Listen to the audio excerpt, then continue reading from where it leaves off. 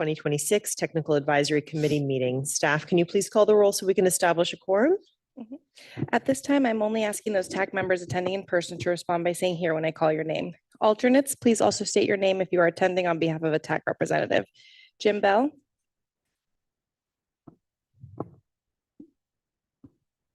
Samash bin Rahman for Jim Bell. Thank you. Naresh Machavarapu. Here. William Lady. Here. Jason Kaufman. Begonia Crane for Jason. Denise Malone.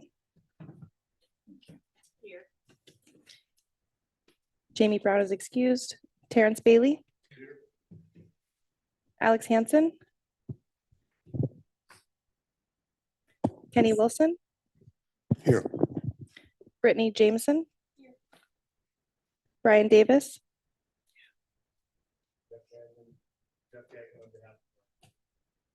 Christopher Walker. Gary Dunmeyer. Joyce Kai. Lorraine Cargill. Pika Vargas for Lorraine Cargill. George Dezama.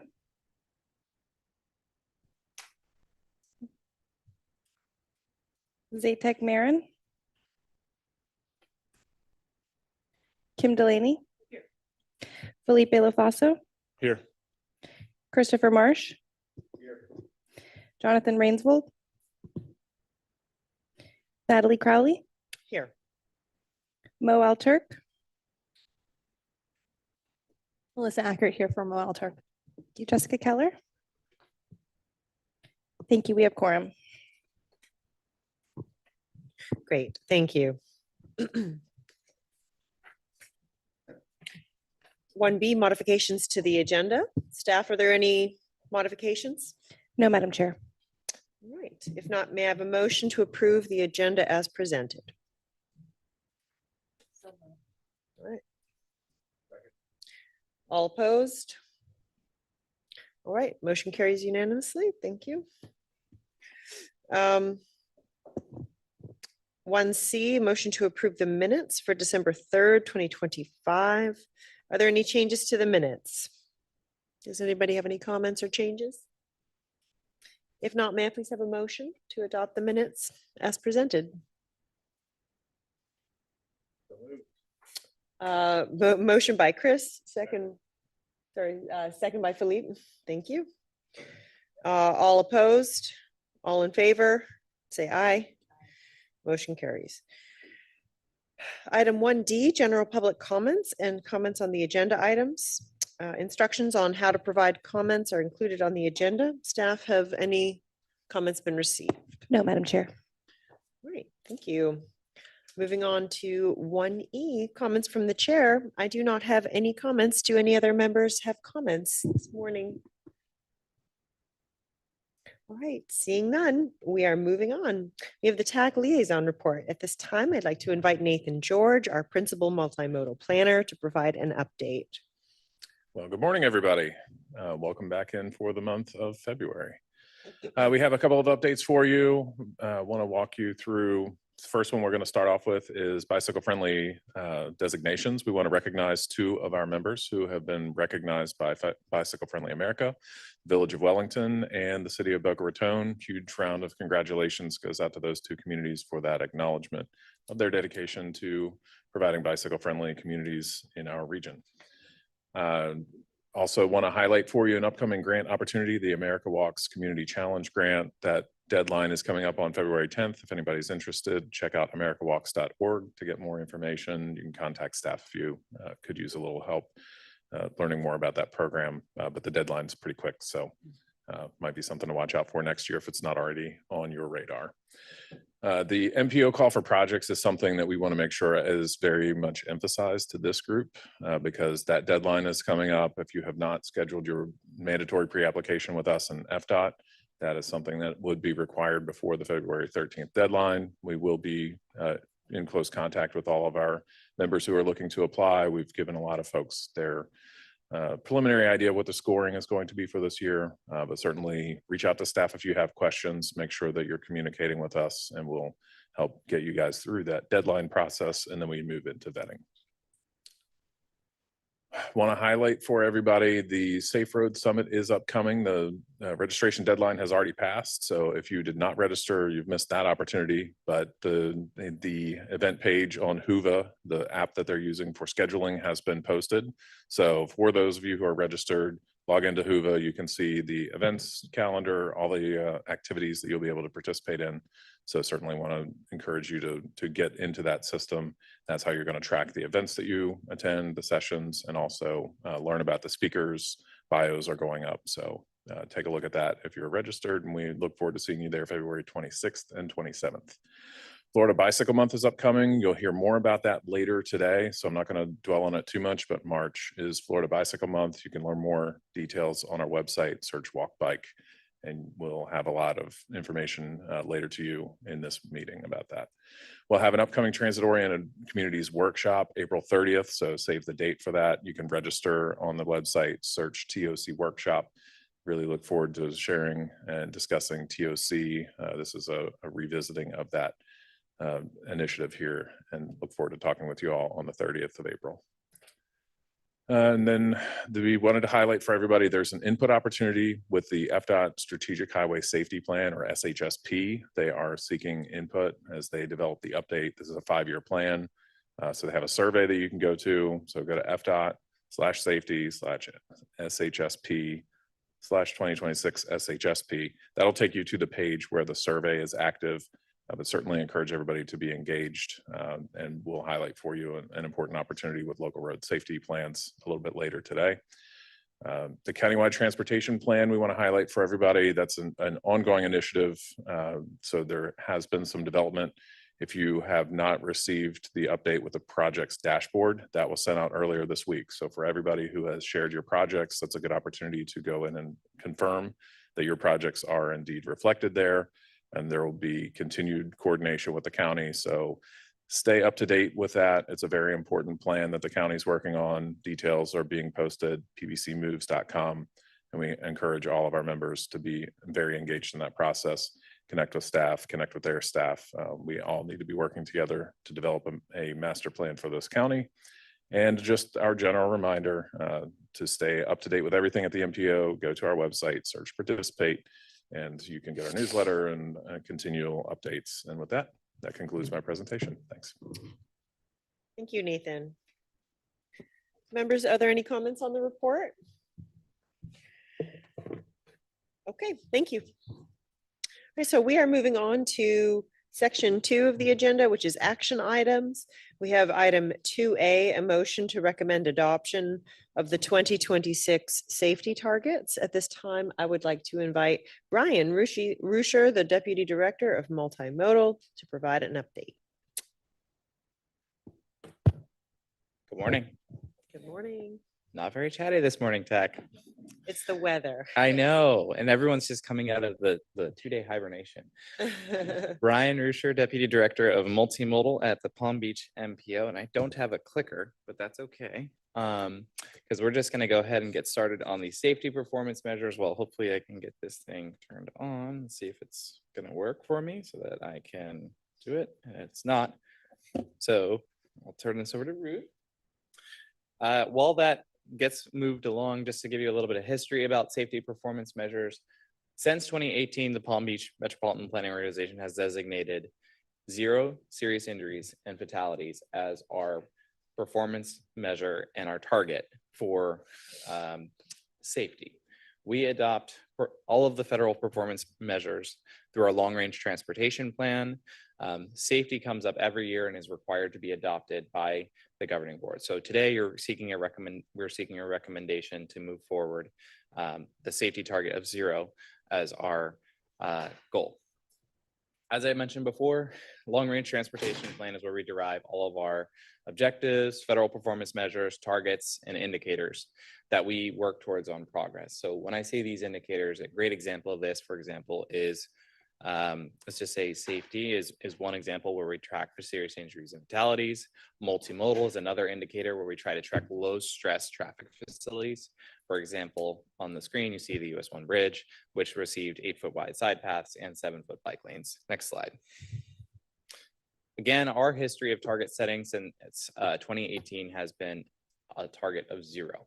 This was moved forward by the governing board, but this really is in line with the long-term target from the U.S. Department of Transportation of 0 serious injuries and traffic fatalities, and with the statewide target of 0 as well. So the MPO is not the only one that has a target of 0 in the short and in the long term.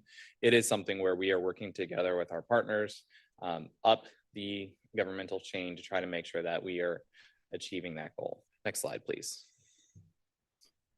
The safety performance measures that you are going to be making a recommendation to the governing board today are, of course, fatalities and the rate of fatalities per vehicle miles traveled, serious injuries and serious injuries as a rate as well, and then the combined non-motorized injuries, serious injuries and fatalities.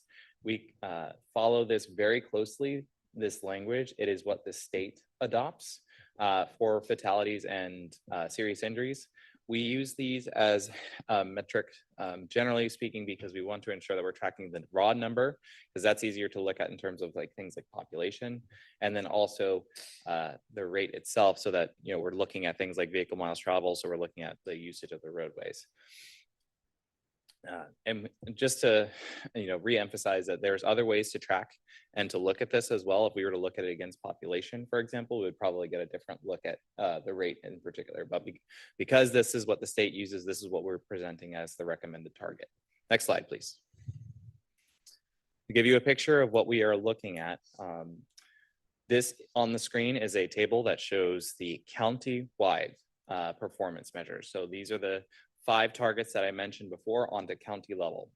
It also shows the 2 past 5-year averages. So from 2015 to 2019, there is an average fatality rate of 177. So that's the average rate for that year, for that group of year. From 2020 to 2024, you will see the 5-year average annual rate there as well. There was those 2 numbers. If you look at those over the long term, we went from 177 on that 5-year average to 202 on that 5-year average for fatality. So that trend obviously is going up. You see a red arrow there and the trend. And then of course we set our performance targets in 2026 as proposed to be 0. The rate of vehicle miles traveled on a fatality rate has also increased from 1.24 to 1.46. That's something to make note, is that not just the number has increased, but also the rate of fatalities has also increased. Serious injuries has declined over the past 2 5-year annual periods on both the raw number and the rate itself. So that's a positive for us. Obviously, we try to figure out why that's happening. It's very difficult to speculate on it because, the serious injuries aren't totally replacing all the fatalities that are happening. So it's not just that, all the vehicles are, larger and faster. So therefore there's less people being injured and more people dying. We do think that there is less injuries that are occurring, but there's conversations ongoing at the state right now to try to figure out why this is happening, but we just don't have a good answer for it. And then most notable, I'd say, is the combined pedestrian and bicyclist serious injuries and fatalities involving a motor vehicle. These increased from about 208 on that 5-year average to 237. So almost an increase of 30 people annually in either seriously injured or killed by a motor vehicle or in a motor vehicle crash. So that trend also went up. Next slide, please. How do we compare with the state? Well, we have the same 2 5-year averages. We didn't include the proposed column on the right, but looking at that, the number of fatalities is also increasing at the state level and at the rate. We are consistent with the serious injuries and the serious injury rate as well with a decline. One component where we do not align with the state is the combined pedestrian and serious injuries fatalities related crashes. That decreased at the state level, not by an insurmountable number or about 10%, which is good, but ultimately something that we are trying to figure out why as well. The state's going down. Palm Beach County has continued to go up on our roadway traffic injuries and fatalities. Next slide.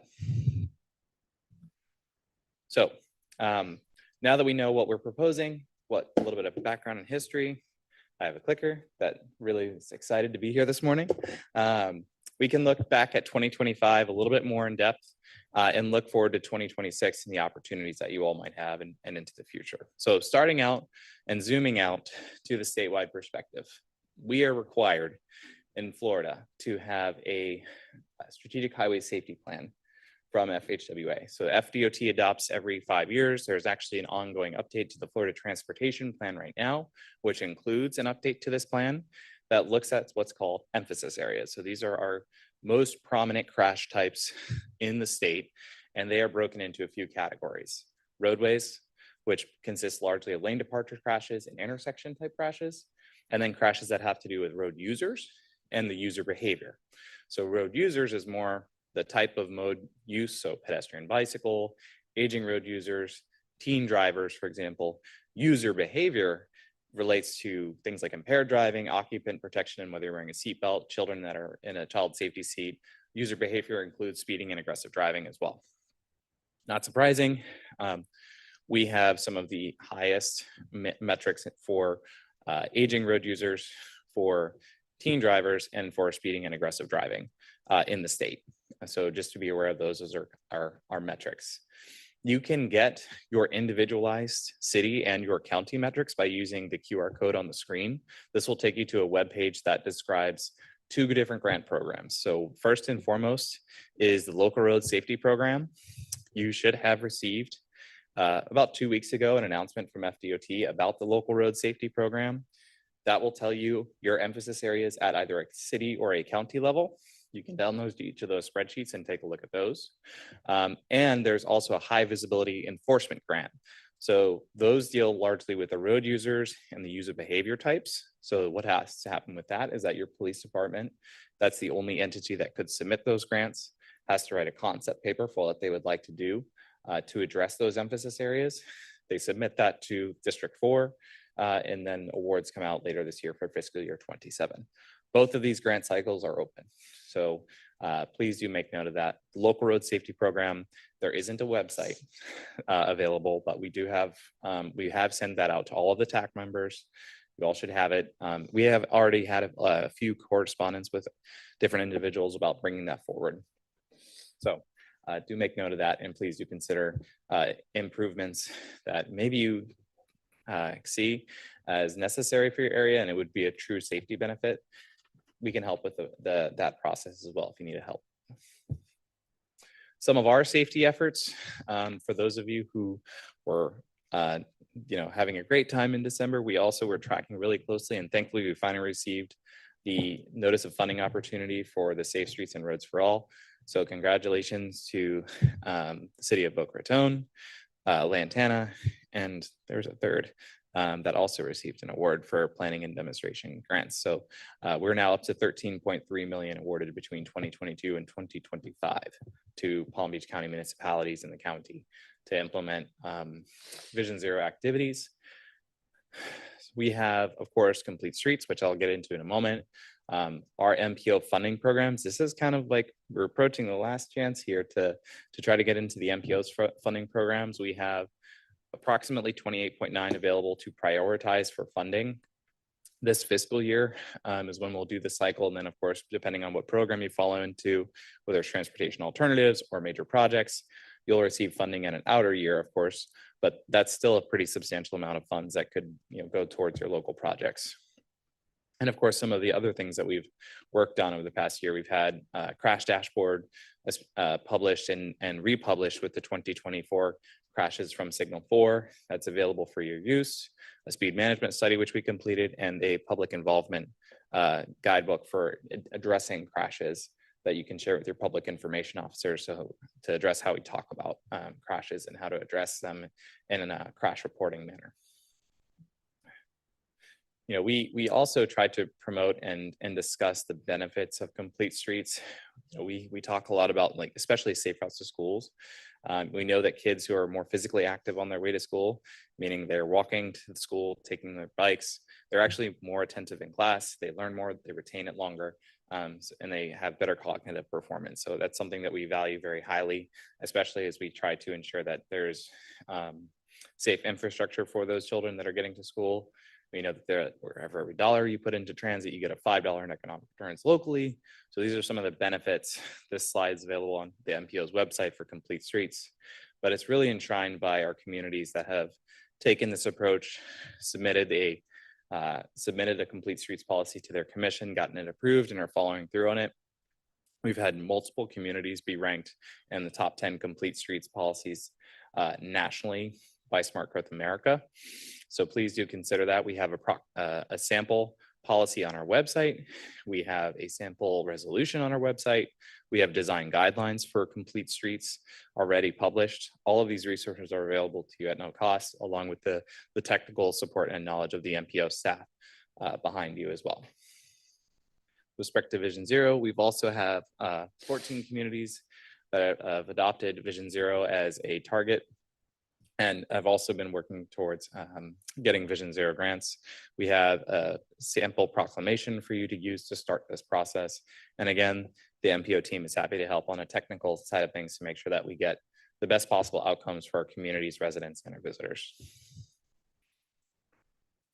Just to quickly run through some of the things that we've hosted in 2025 and that we're looking forward in 2026.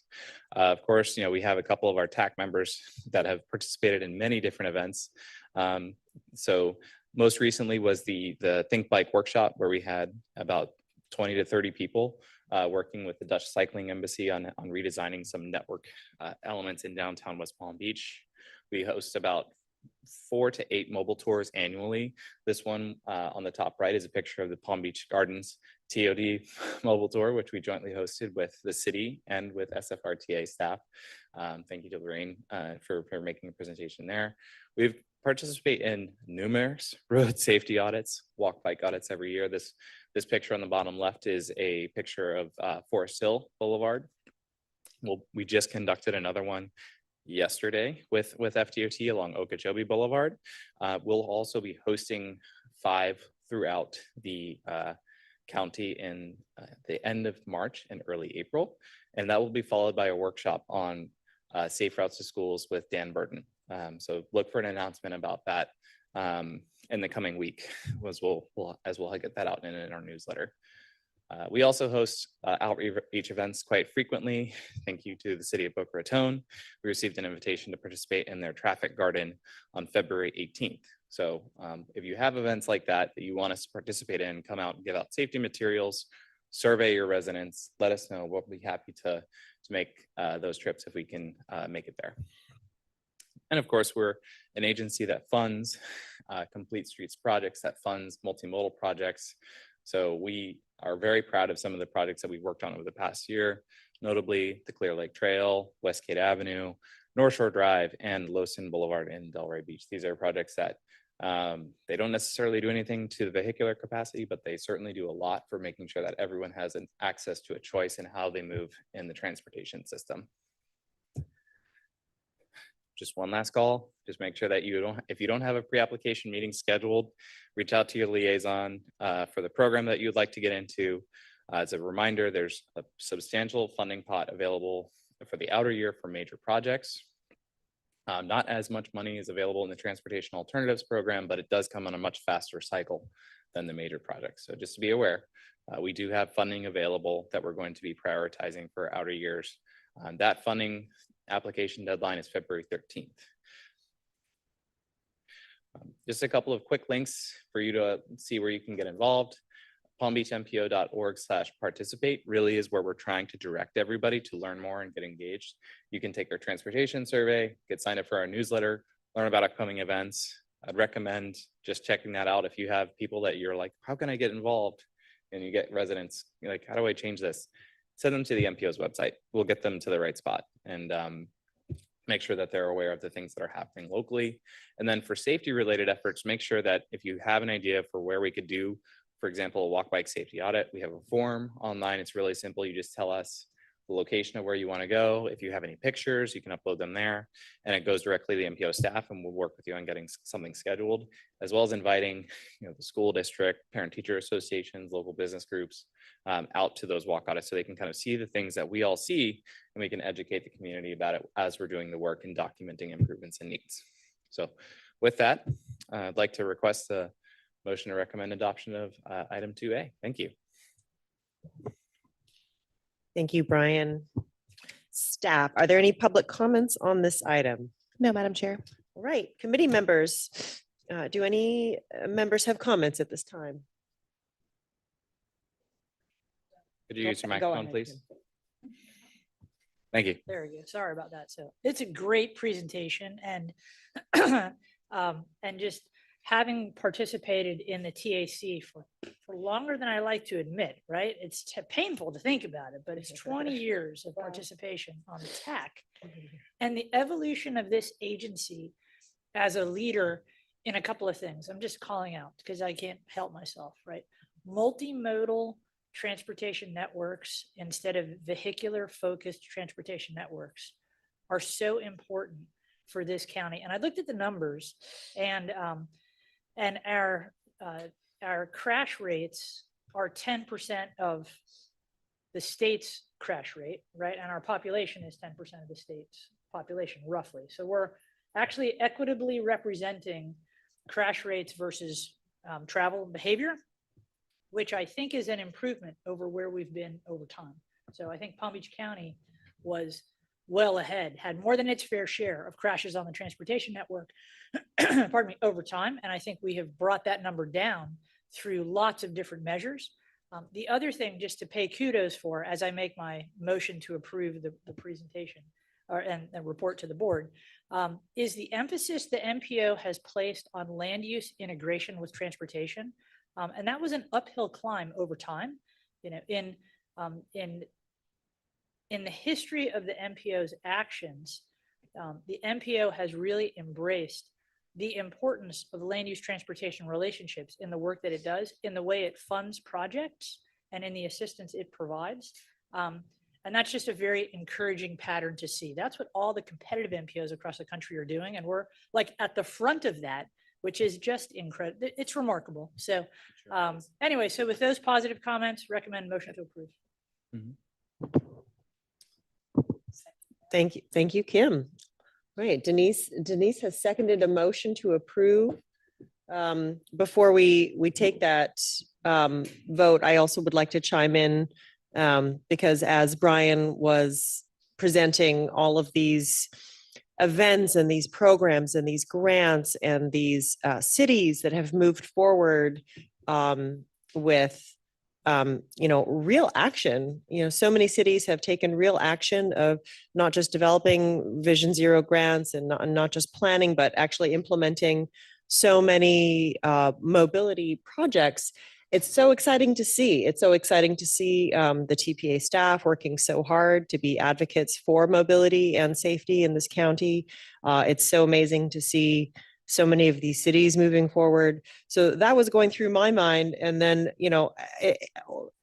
equally, I was also thinking we have these metrics that we see every year that show these, statistics, which are always depressing. But in my mind, I was thinking on a sidebar, wouldn't it be wonderful to measure the progress that's been made on all of the retrofitting and then to somehow correlate these numbers and show progress eventually, because I am hopeful. And remind me again, these numbers, they're just on a true number basis, right? They're not factoring, it's not, or is it on a per capita basis? It's just a true number. So there's, 3,342 fatalities average, right? Annual average, yep. Yeah, so it's an annual average. So a fatality is a fatality. So it's not factoring in growth, right, of the state. That's It's not correct. factoring in population density.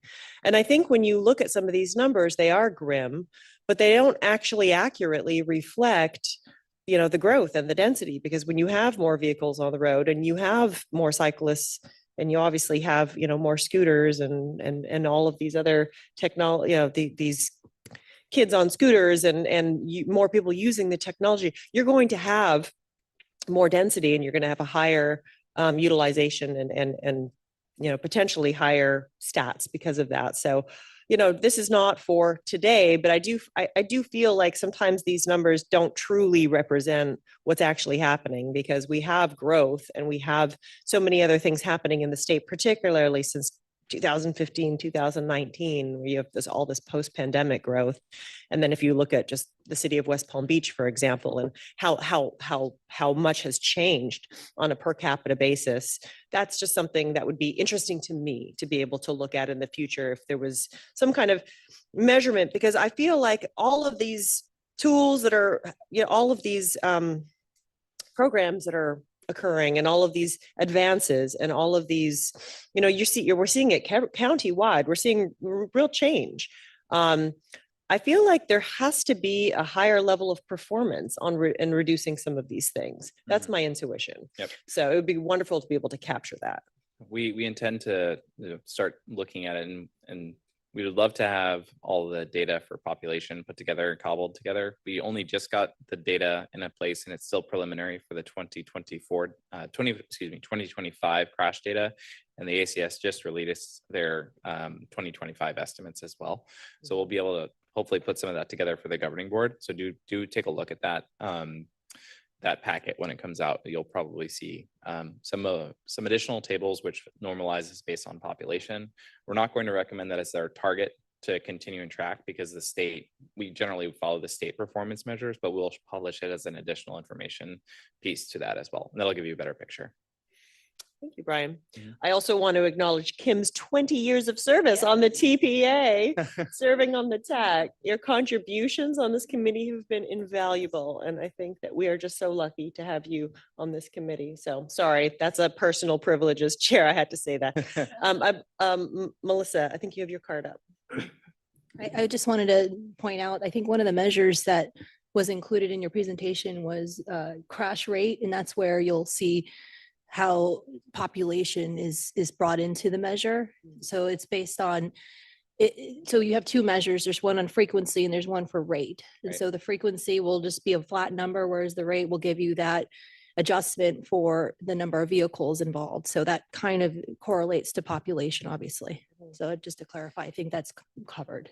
Yeah, it does. And the VMT, vehicle miles traveled, fluctuates, just like transit ridership fluctuates, just like other things fluctuate. And so you might have, some up years, some down years. For example, COVID would be a great thing to look at comparatively. But, that is one normalization factor that we do have. There are others that you could look at. Population would be a good one, maybe density. You could compare to other counties at their size and do similar comparisons just to see, are we comparable to, some of the counties in the Orlando metro area? How did they fare? Or, Hillsborough, Pinellas County, for example. You can look at it a bunch of different ways. We just have the state standard ones for now, and we'll probably have one for the governing board, which looks at an additional normalization, but that's the goal for now. Thank you, Melissa. All right, we have a motion and a second on the floor. Does anybody have any other comments? Seeing none. Oh, sorry, Joyce, go ahead.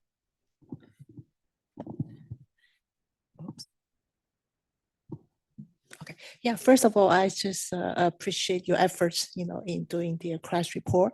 And I just want to share some information with you guys. There's a couple of schools that recently, for example, there's a new school, it's called the Saddleview Elementary School, which is located inside the Arden PUD. And then we had a good experience coordinating with the Seminole Indian Trail Improvement District and the Palm Beach County in doing the school zone in front of school, because the road in front of school was not owned by the school district. So, however, we did realize there's a few serious traffic accident near the major intersection before we know this crash report, and then so we managed to have the school zone established right before school starts. So I think this crash report will be very helpful, because we have another new school coming, which is called the West Community Elementary School inside the city of Westlake. And now we have a traffic comments asking for school zone. And then the road in front of the school is now owned by school again, by the school district again. It's owned by the Seminole SID, Seminole Improvement District. So I just want to point it out, we really appreciate your efforts in doing the safe route to school, and that the majority of the road in front of the school are now owned by the school district. But however, we would love to coordinate with the county and all the municipality to support and work together, to have this safe route to school, to help the school for the safety. Thank you. Thank you. If I may follow up. That's a great point. Thank you, Joyce. We were really proud to have the effort of Safe Routes to School on this. And if I would recommend you take a look at the crash dashboard, for example, if you think that there's something there, you can go into Signal 4 and get some really basic stuff. The Signal 4 is all the traffic records, crashes, and citations for the entire state. But getting access could be a little clunky. The crash dashboard that we have takes all that data, processes it out so that you have enough to see if you wanted to zoom in to like in front of a school, see if there's a history of something, you'll get a heat map. And then if you zoom in even closer, you'll actually see specific crash reports. So if there's ones that you're really interested in, or if you want us to send some reports over to you, my team can pull those, or we can help you and your team get access to Signal 4 too. Any public agency can request those crash records. You just have to agree to the terms not to share or sell the information, that type of thing. All right, any other comments? All right, seeing none, I have a motion by Kim and a second by Denise. All in favor, say aye. Aye. All opposed? Motion carries Thank you, Chair. unanimously. Thank you. That was our only action item. So we're moving on to section 3 of the agenda, which is informational items. We have the draft fiscal year 2027-2028 Unified Planning Work Program. And at this time, I would like to invite Andrew Euler, our Deputy Director of Programs, to present this item. Thank you, Madam Chair. Good morning, TAC members. So I'm going to be going through this as an informational item. We'll take any of your comments, and then it's already out for public review. We're going to have this seen by the committees, the board, and then it's going to be in front of you for a recommendation as an action item next meeting in March. And so what we're talking about here is the Unified Planning Work Program. It's one of the 4 core documents that metropolitan planning organizations throughout the United States are required to adopt. It's every 2 years for this one.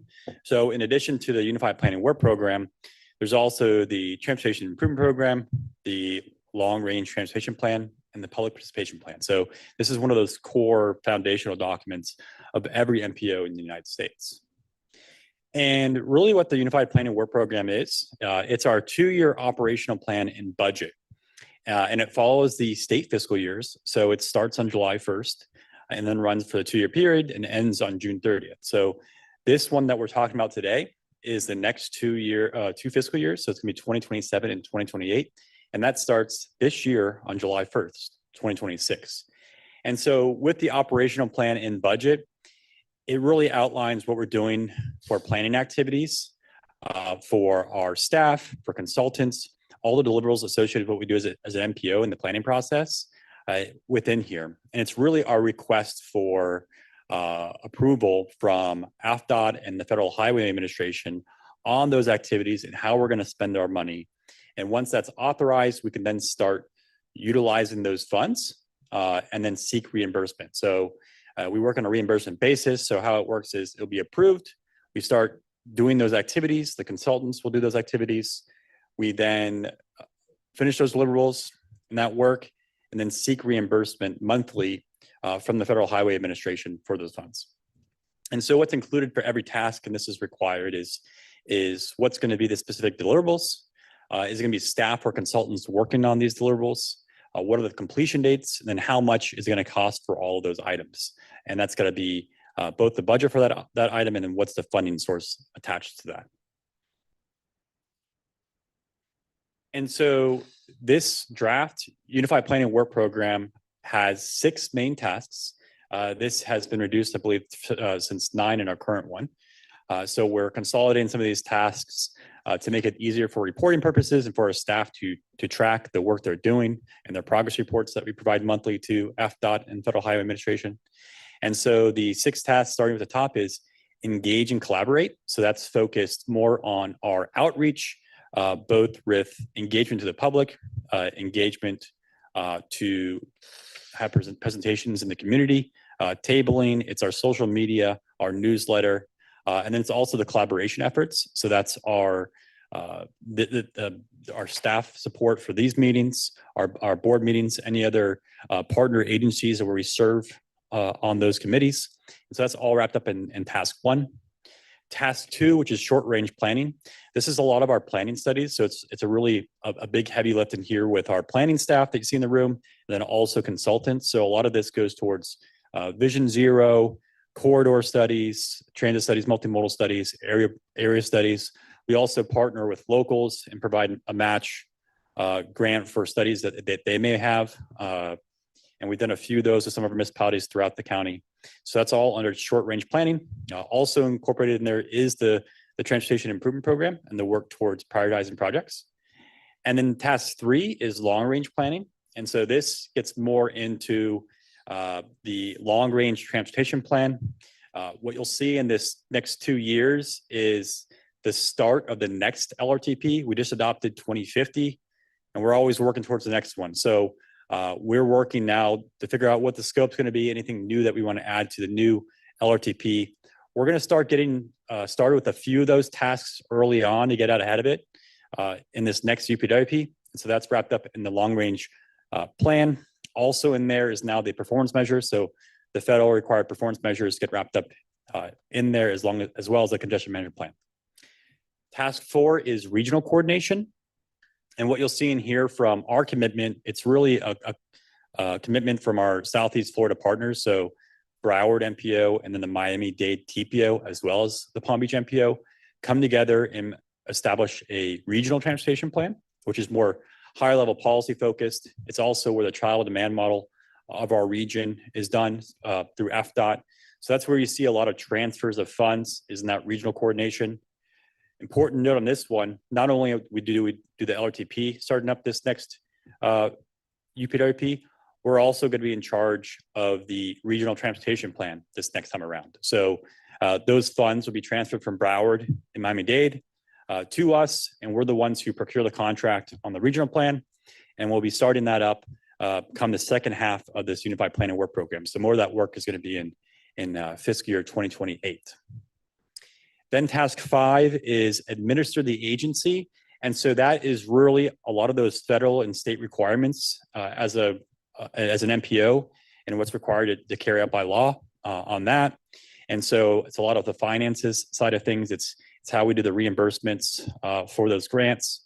It's also our personnel, human resources, our legal, and then also building facilities and maintenance and all the software programs. So that's all in an administrative agency. And then the last task is agency expenditures with local funds. So we separate out the local funds, which is 10% per capita for our board members that are utilized in a different way than the federal and state funds we receive. So they have different eligibility criteria, and that's why they're in task 6. The revenue sources, it's around $4.5 million a year for the upcoming fiscal year 2027 and fiscal year 28. And so the bulk of these funds, the overwhelming majority, are federal funds. So the 2 blues you see on the screen are a consolidated planning grant, which combines Federal Highway Administration and Federal Transit Administration planning formula funds based on population to our urbanized area. And so that's about $2.5 million a year. We also supplement that with additional surface transportation funds we receive from the federal government, which are also formula driven by population. It's 1.75 million a year. So that makes it the bulk of the funds. And then with that is mostly what we're doing our reimbursements for monthly. On top of that, we do get a little bit of funds from the state to administer the Transportation Disadvantage Local Coordinating Board. And so there is specific funds that our multimodal staff, such as Brian and Margie, will bill towards when they're administering that program. And so it's roughly $60,000 a year. And then lastly is that 10%, 10 cents per capita that we really use towards non-federal reimbursements or non-federal, non-CTD reimbursements. Also to note is you see all these funds and there's no match associated on the screen here. And there's no like local dollars or state dollars that are trying to match the federal funds on the screen. That's because it's a soft match and the state does that through a statewide soft match toll revenue credits. And so those are sort of reimbursed as a whole at the state level. So that's why all of our federal FHWA and FTA funds, there is an 80-20 split there, but it's being soft match at the statewide level. Here's just a pie chart of that $4.5 million a year, so a 2-year total added together, about where those funds are going for the various tasks I've mentioned, those 6 tasks. And the same kind of setup here, just with additional breakdown of where those funds go when it comes to personnel, consultants, travel, direct expenses, supplies, and equipment. And so in each task, most of it is really just the personnel and consultant funds. So that makes it the majority of our tasks, except for administer the agency, which is task 4. And so task 4 also incorporates a lot of the other things that we put in there is travel, direct expenses, supplies, and equipment. So again, that's going towards building facilities, any travel we do, and finances, software programs, all those things.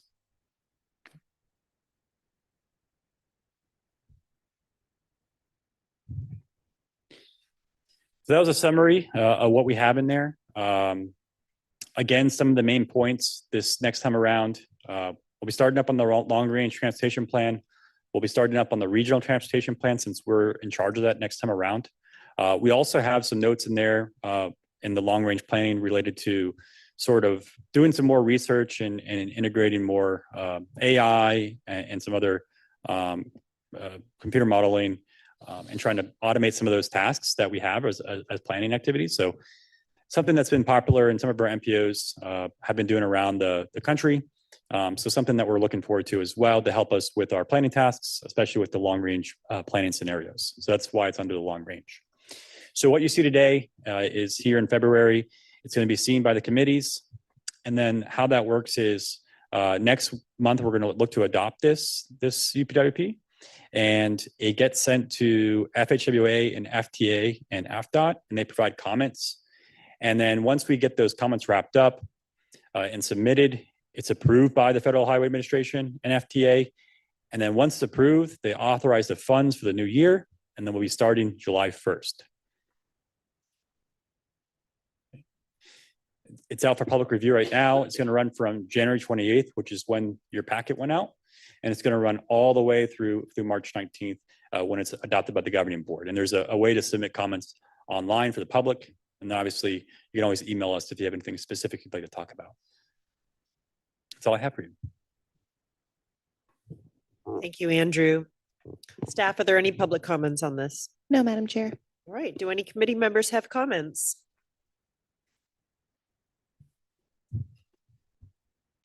No comments, Andrew? I know. We Yeah. look forward to seeing the final draft, I guess in March, right? Yes, that's what we're shooting for in March. Yep. Okay, Thank you. Thank you very much. Item 3B, Florida Bicycle Month. At this time, I'd like to invite Margie Tamblin, our senior multimodal planner, to present this item. Good morning, everyone. Today, I'll be talking about Florida Bicycle Month. Again, my name is Margie Tamblin. I'm the Senior Multimodal Planner here with the Palm Beach MPO. And briefly, we're promoting Bicycle Month, Florida Bicycle Month, because it's every March, and it's a good way to showcase the benefits of bicycling, educate the public on bike laws, and also to encourage people to bicycle in general. All right. So each year we request that every organization and municipality has a proclamation for Florida Bicycle Month. And hopefully you've already received in your inbox a template of a proclamation. so you can help us out to get to that goal of 30 proclamations. And designating bicycle March as Florida Bicycle Month raises awareness on bicycle safety and promotes a sustainable mode of transportation. So did everybody receive that template of the proclamation or not quite? If you need it, you can send an email and we can get that to you. And each year we do a bicycle ride. So we will have our bike ride on March 13th. And that ride begins promptly at 9:15 a.m. We recommend that you get here early, around 9 a.m. To make sure that we have a bicycle helmet for you. You can get your water, kind of get situated. And we recommend that you register for that ride at palmbeachmpo.org/ride.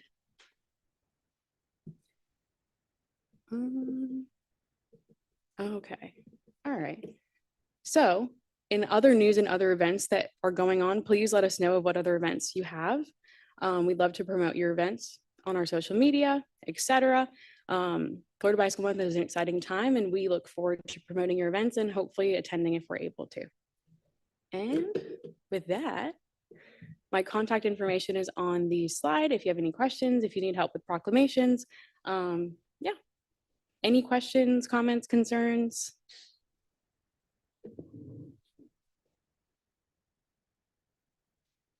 Thank you so much, Margie. Thank you.